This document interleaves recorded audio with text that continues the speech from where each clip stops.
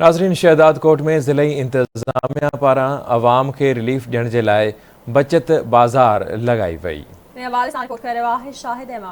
शहदादकोट में ज़िले ऐं तालुका इंतज़ामिया पारां शहरनि खे रमज़ान मुबारक जे बाबरकत महीने में रिलीफ ॾियण लाइ बाज़ार खां सस्ते अघ में सामान विकिरो करण लाइ सस्ती बाज़ार लगाई वई।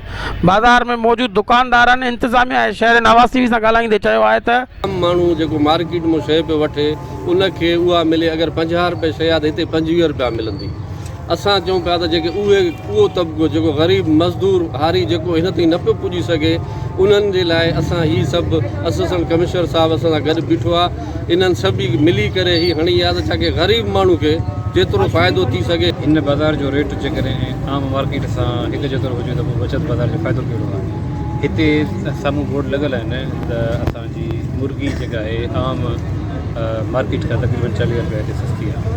हिंदाणो जेको आहे उहो तक़रीबन 50 रुपया 40 रुपया वधीक सस्तो आहे। हर हिकु शइ जेका आहे उहा 25 खां 50-60 रुपयनि ताईं सस्ती आहे मार्केट खां सरासरी तौर ते। ऐं हीअ बचत बाज़ार चीफ सेक्रेटरी साहिबु जो डिसीशन हुयो त हर हिकु ज़िले में हर हिकु तालुके में लॻी और डिप्टी कमिश्नर साहिबु असांखे चयो माण्हू बाज़ार में हले थो 40 खां 50 रुपए किलो, असां जेको आहे 15 रुपया किलो हिते हलायूं था।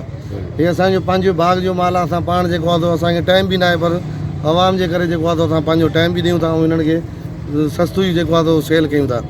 आलू बाज़ार में 25 रुपया किलो थो हले, असां 100 में मतिलबु 15 रुपया किलो असां आलू हिते खपायूं था। शहर जे लाइ सुठी सब्जियूं सुठो सभु कुझु सुठो हिते घुराईंदा अञा सस्तो कंदा। हे गिदरो 80 रुपए किले मिले पियो, हिते 100 में 3 किला।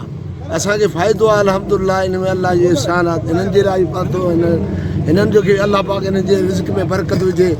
2260 रुपया दॿी आहे, हिते 2240 रुपया 5 किलो ॾियूं था ऐं 1150 रुपया 2.5 किलो आहे। बाज़ार में हिते 1120 रुपया 2.5 किलो ॾियूं था। 450 रुपया किलो आहे बाज़ार में, हिते 430 रुपया किलो ॾियूं था। 20 रुपया 30 रुपया घटि सही बाज़ार में हिसाब साईं। 860 रिटेल आहे, हिन महिल 760 रुपया 3 लीटर हलायूं था। ऐं 480 रुपया 1.5 लीटर आहे, 430 रुपया हिते हलायूं था स्टॉल ते साईं। 320 रुपया माज़ आहे, 300 रुपया रेट हिते था हलायूं साईं। जो चवणो त बाज़ार खां 20 खां 50 रुपया फी शइ सस्ती में मिली रही आहे, जंहिं करे ग़रीब मिसकिननि खे घुर्जे त अहिड़े मौक़े मां फ़ाइदो वठनि। कैमरामैन अरशद शेख सां गॾु शाहिद अवान, आवाज़ टीवी न्यूज़, शहदाद कोट।